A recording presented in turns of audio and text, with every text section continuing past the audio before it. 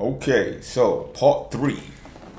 People who have not seen the previous video, you can look up at this card that will come over and show you where that video is at for you to catch up to speed. So this is part three of is that for moon signs too. So I have a couple of more notes, not too much, but just to keep me focused and have a focal point, right? So I want to begin by stating people who know who they are, like that's deep too.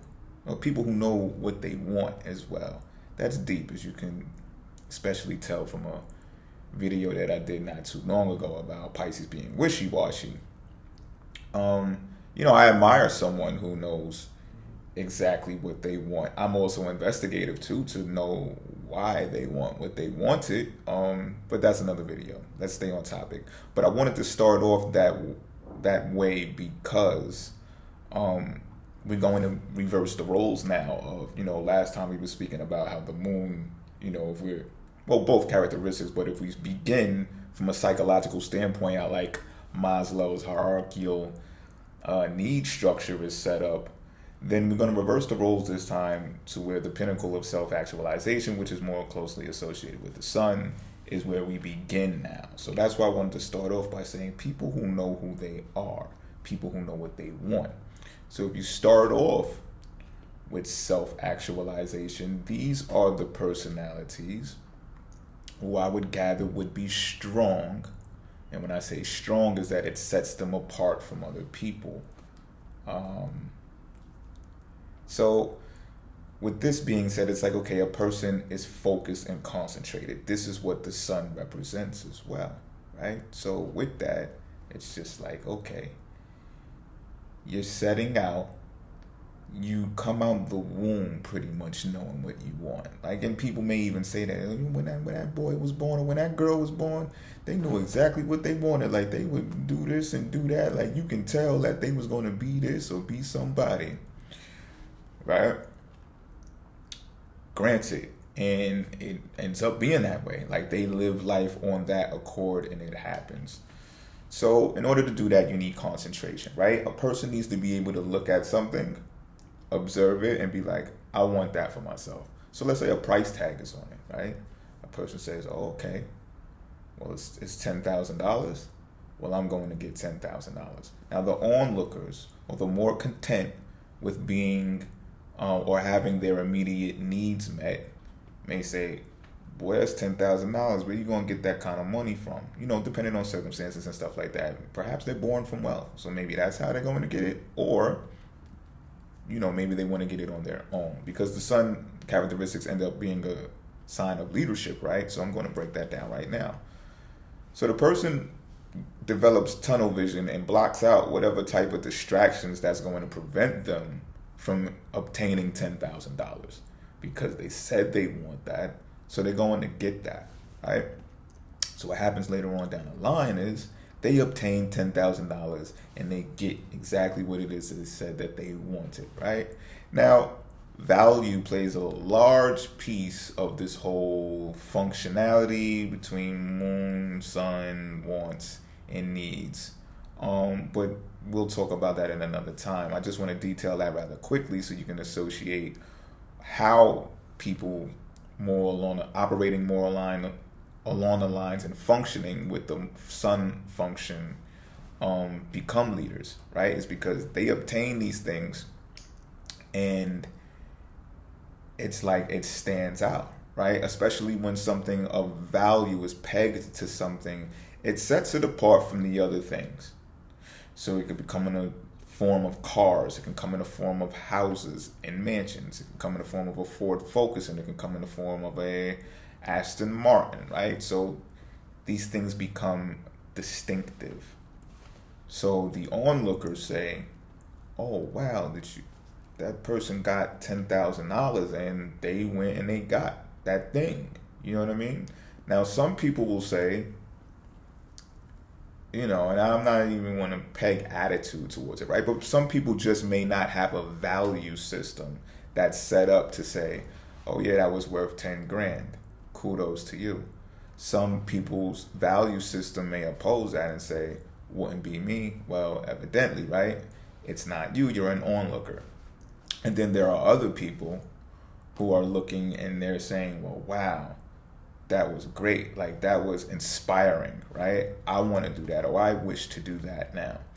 Granted, now, somewhere along the lines, right, we would want to determine or figure out if those onlookers necessarily know who they are or know what they want as well, right? We can't confirm that just by them looking at it being achieved, agreeing with it, and saying that that's something that they want for themselves. Now, that's self-identification, right? But is it based on mere natural desire, or is it based upon social status, right? Is it a status symbol? Is it what people call clout chasing now? Learning about that. Is it that? You know what I mean? So, you know, some people are none the wiser. So what happens in the scope of things, right, is a lot of onlookers may say, okay, this person is a leader because they are the first person on the block with this vehicle, so, you know, we must look at them as such, and we must treat them as such as well. Now, again, you have your personalities who say, I don't self-identify with that. I don't think that's valuable at all. I think it's a waste of money. These people might be called haters too. Watch out now. These people might be called haters for having their own preference of what value is, or having their own value-based system. But nonetheless, when people gravitate towards that person who did this, who achieved this goal, they become leaders if you're looking, right? So it's like trends, right? This person set a trend because there was only 8 of these cars made, and he's one of the people, he's one of the 8 people who have that car. So now you have a whole lot of people coming towards this people for whatever reasons. We're not identifying this right now, right? We're just saying how this whole starting out of the gate with that type of strong self-actualization capability is there. It's like, okay, that person knows what they want. How do we know? Because they set their mind to it. They went out and they got it from the giddy up. They may have been doing this since a young age, maybe 17, 18 years old with that car, right? Okay, granted. So, self-actualization, right, is not wild. It's concentrated. We have to give it that much, right? Because the moon is wild. The moon is not that concentrated. The moon, again, deals with the subconscious mind, is more susceptible and prone to a whole lot of options, right? It's looking for different types of opportunities. Oh, it's 10 grand. Do they have one for 9 grand, right, Tauruses? Do they have one that's going to be on sale? And if so, when? I got to wait till 2 months. Well, okay, you might be the first one on the block with it, but I'm going to get it. Like, I will have it, you know. It's just not worth 10,000 to me, right?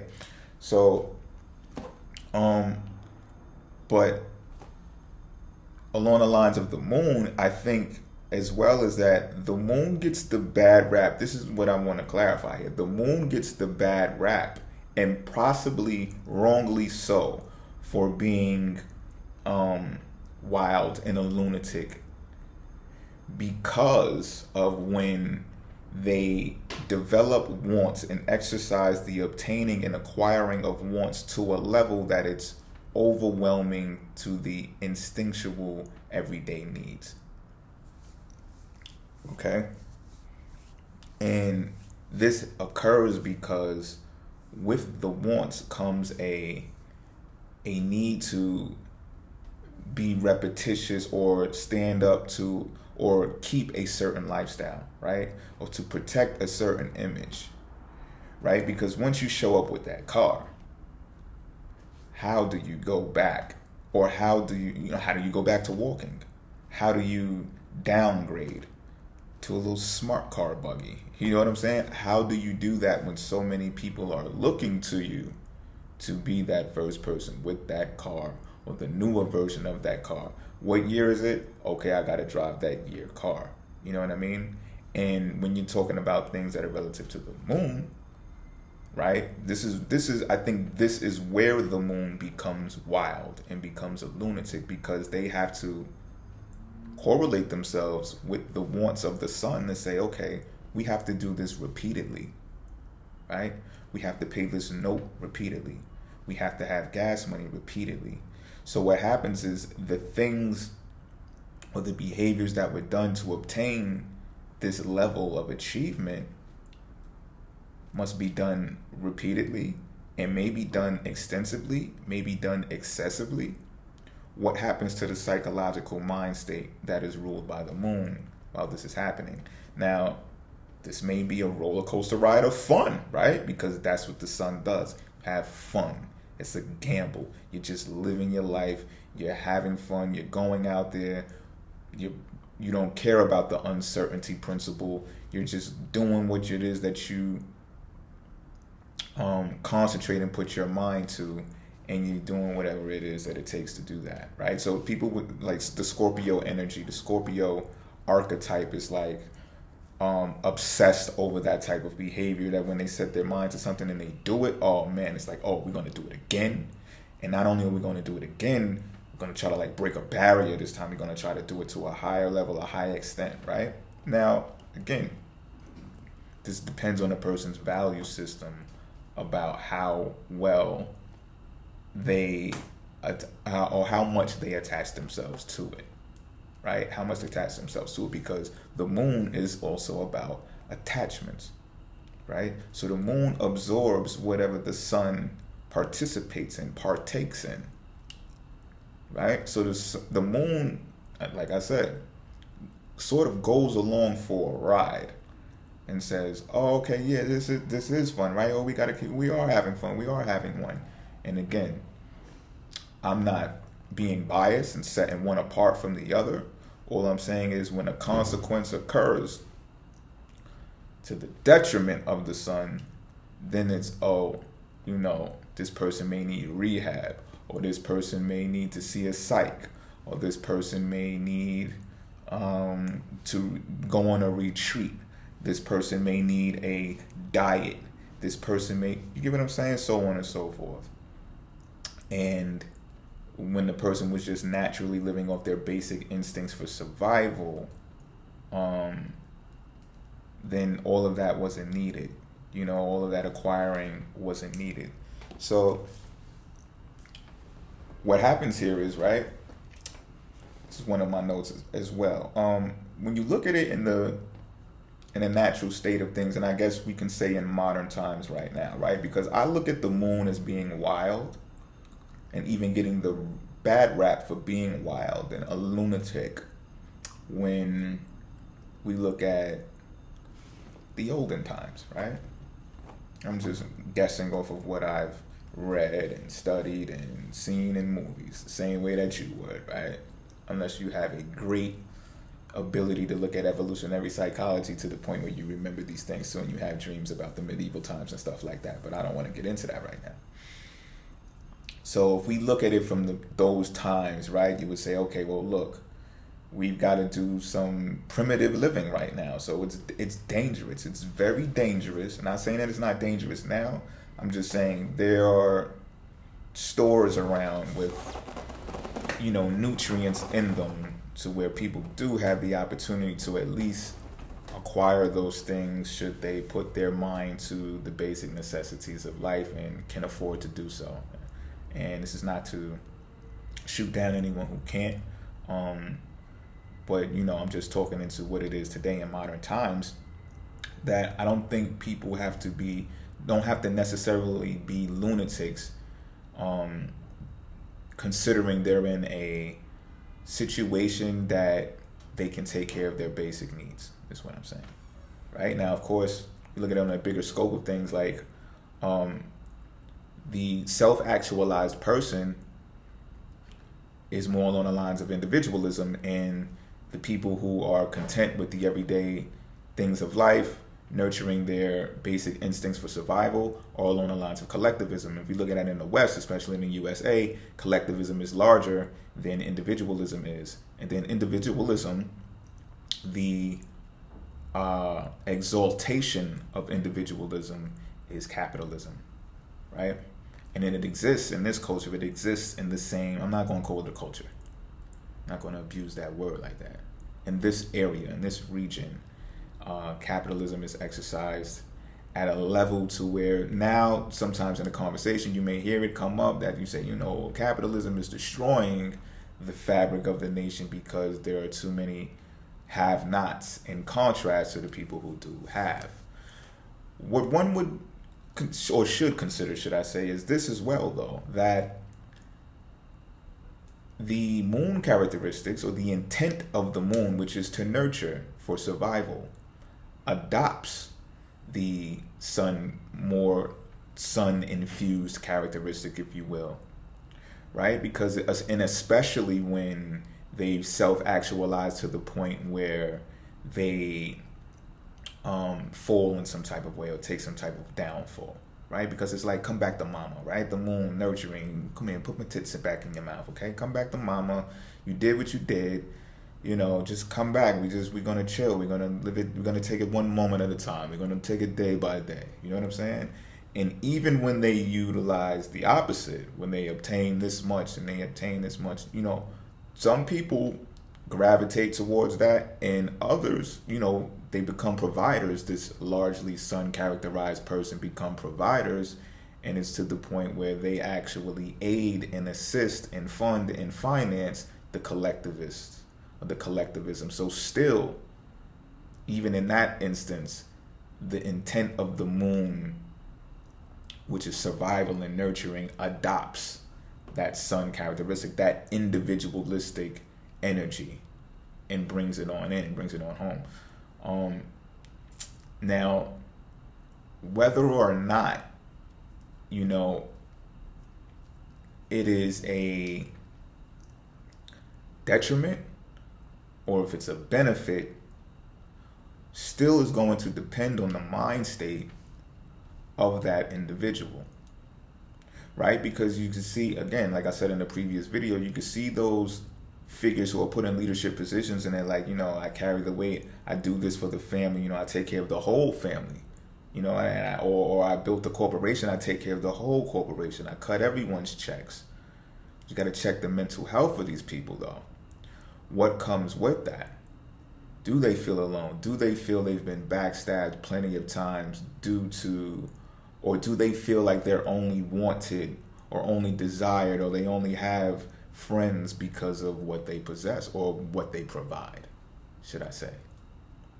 You know what I mean? And in different scenario, they will adapt the collectivists too, right? Because in some instances, they'd be like the women, right? If you're talking about women, we're talking about the moon, we're talking about covens and stuff like that, right? So a lot of women may flock to that characteristic that got to 10 grand, and now 10 grand turned to 20 grand, and now they up to 500 grand, and then the chicks may be like, well, we out, like we going to go hang out with them. Or they may be inviting them and say, oh, he got wealth, he got money, invite him over, tell him come over, right? So again, you got to check the mental state of these people who choose that route and function more along the lines of the sun, and say, okay, well, do you know who you truly are? Or do you feel set up in some type of way to where you achieved all it is that you desired, and now you are responsible for a shitload of people now, and people that you may not even care for, or people that may not even care for you, somehow you're carrying the load for them. So again, you got to check the mental state. And if we look at the hierarchical needs of Maslow's theory, we will see how all of those levels inside of that pyramid apply to this. So in closing, right, it's like, so if I say something about, well, Leo has fun like this, if I'm describing Leo and I'm saying, well, Leo has fun like this, and you say, oh, does that mean the same thing for Moon and Leo people? No.